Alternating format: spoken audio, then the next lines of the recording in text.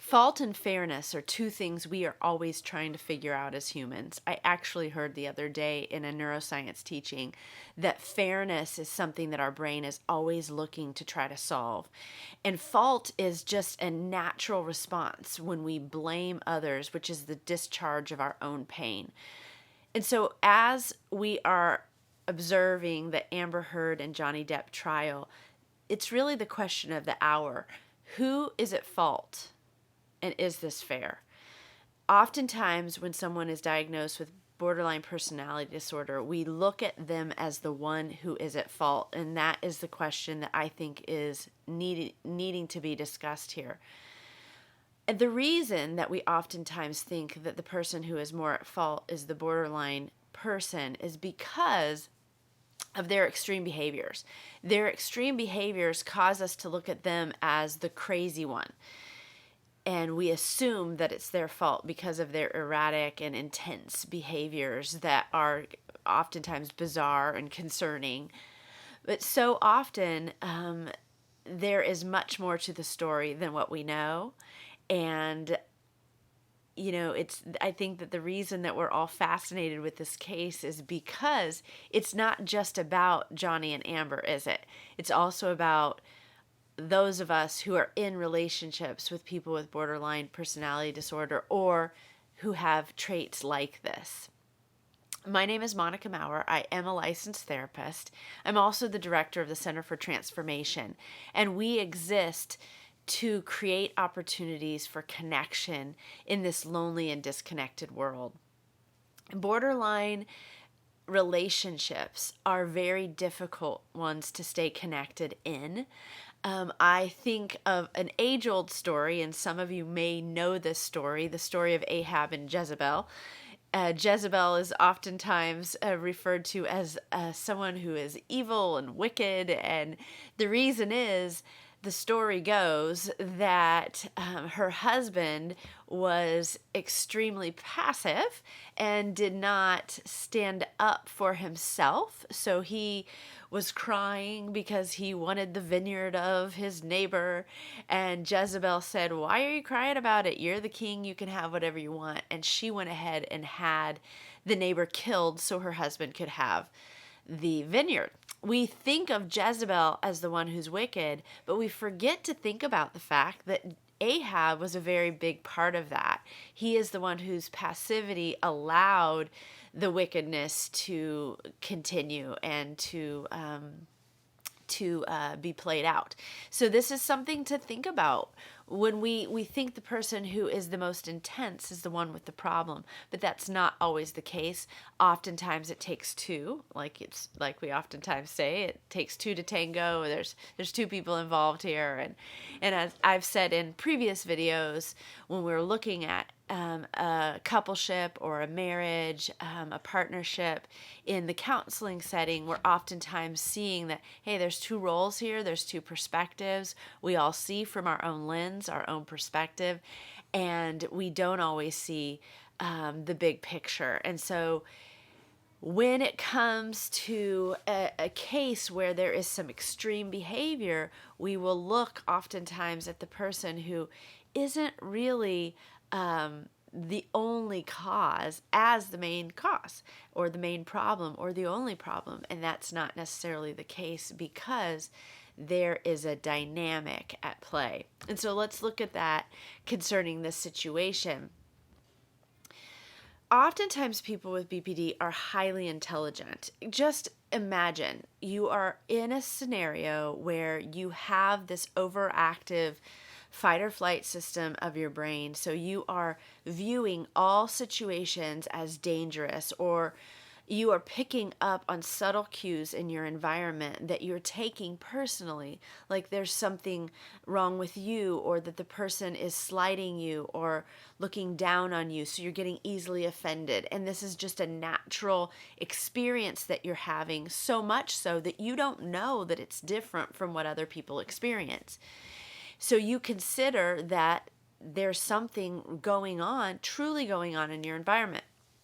So as someone with BPD, you create scenarios very intelligently, very quick, very creatively. You go into situations and manipulate scenarios, even sometimes diplomatically, to get the thing that you want out of the situation.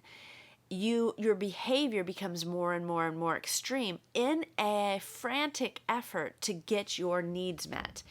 So the neurological functioning is not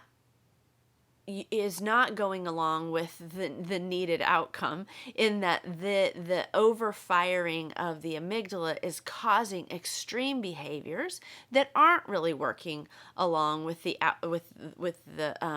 goal in mind of keeping your partner.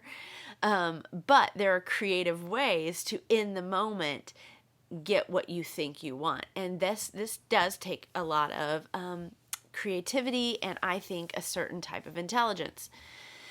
But this extreme behavior causes the borderline individual to appear crazy, and I think that's what we see in Amber Heard's case. I saw something today about nail polish, red nail polish that she put in her nose to make it appear like there was blood coming out of her nose, and so bizarre behaviors that somebody typically wouldn't do.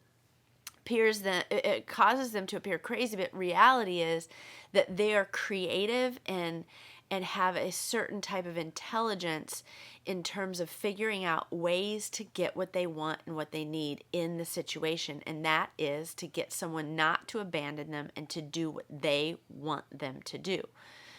Therefore, because the bizarre behaviors are so crazy making, so intense, we discredit everything typically that the borderline individual is saying because of how they're acting. This does not mean that their behavior is not rooted in a cause. What the BPD individual does not realize, that I wish so badly we could get across to them, is that if they were more calm in the way that they handle the situation, if their behaviors were not as intense and as bizarre, they typically do have a point to what they're saying. There is typically a point at which they have been truly slighted, they have been truly mistreated, they have something to say. They need to be able to have a voice. But because their behaviors are so intense, people discredit them completely. And the point I'm trying to make here is that the person their partner, the partner of the BPD individual, sometimes has more fault than we're willing to look at in them. We want to oftentimes see that, the crazy person is all at fault, but in reality, there was a cause by the individual who is the partner.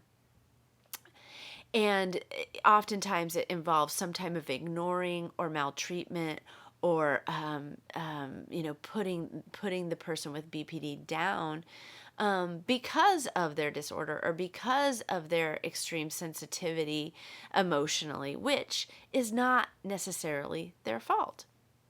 So this is something to consider and something to think about in the case of Johnny and Amber, in that it's possible that he has been more avoidant in his attachment style with her, which has caused her to become more anxious and scared and afraid of the perceived abandonment that could happen.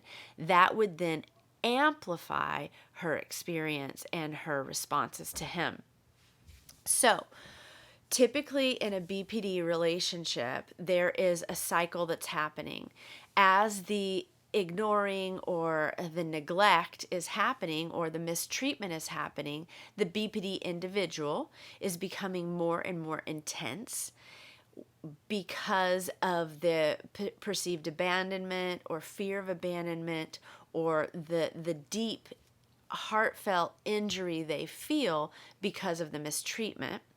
that causes them to act in certain ways that then create more of a justification, so to speak, in the mind of the partner, so that the mistreatment cycle continues at a more intense rate. So oftentimes there is a very unfair cycle that's happening and that intensifies. In DBT treatment, dialectical behavior therapy treatment for BPD individuals, we talk about the invalidating social environment that the partner often provides, and that it's the transactions between the BPD individual and the partner, spouse, or invalidating social environment that creates more of the problem. So our brain updates itself in the subconscious mind every sixth of a second. So that means for a BPD individual, every sixth of a second, their anger, their hurt, their pain is mounting exponentially. In these types of situations, it creates such a disparity, such a disparagement in their heart, such a pain in their heart, that the intensity of the behavior continues to mount and grow with that same rapid cycling. And that's just for one incident. Now, just imagine in this marriage, in this relationship, that these types of incidents are not repaired. Okay, so they may have like a beautiful honeymoon experience and stay connected, and then they have an argument, and that argument is never repaired. And just imagine that happens from the beginning of the relationship all the way through however many months or years the relationship lasts. That experience, that cycle of that experience, when these arguments are not repaired, creates deeper and deeper attachment pain. And attachment pain is the worst pain the brain knows. So when a person is just a person without BPD is in attachment pain, they're in the worst pain that they can possibly imagine. Now, put that in the mind and heart of a BPD individual. It is unbearable pain that they are experiencing as the attachment grows more and more distant with this person that they thought that they could love and trust. Therefore, the cycle of the BPD individual acting out in crazy ways, being controlling, being critical and harsh with their partner, continues at a more rapid pace, and that creates more and more distance that the partner of this individual wants to have with the BPD individual, all the way till we find separations and divorces being experienced, and as we can now see, for a display that we're seeing in the courtroom to happen, for the whole world to see the dysfunction of the cycle in your BPD marriage.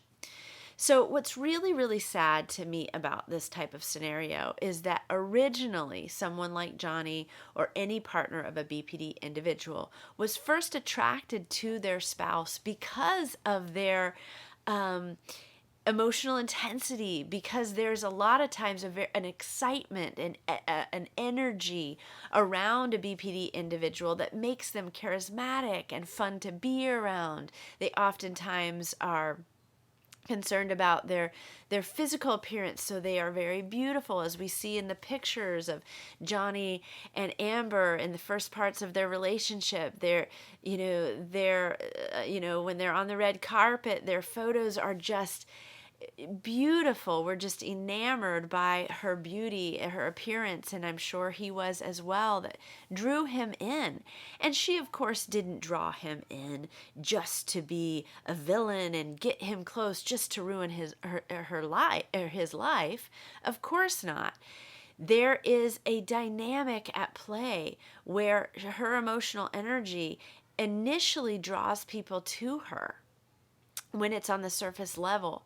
But with all BPD individuals, what happens is, when the honeymoon wears off and the argument cycles begin, the intense cycle continues to get more and more intense. And it oftentimes ends in what we're seeing now, a catastrophic failure in a marriage and humiliation and pain as a result of the abuse and abandonment that is cyclical from both partners. So it's very unfortunate that we see ourselves here. I think that we want to, as a human society, we want to blame someone. We want to know what's fair. We want to know what's just. We want to know what is, who is at fault. But really, what we need to look at is the fact that we all need to be more mature in our interactions, both Johnny and Amber, in the way that we consider getting into relationships with individuals, understanding that people are not monsters, people are doing the best they can. We all need to grow in maturity and have better clarity for how we are interacting with people so that we see them through the lens of their true self, and we really work to repair arguments and really help people to find their truest journey into wholeness. And so I really do hope that for both Johnny and Amber as they go through this experience together. Please review my past episodes as well as future ones where we will continue to talk about these important subjects.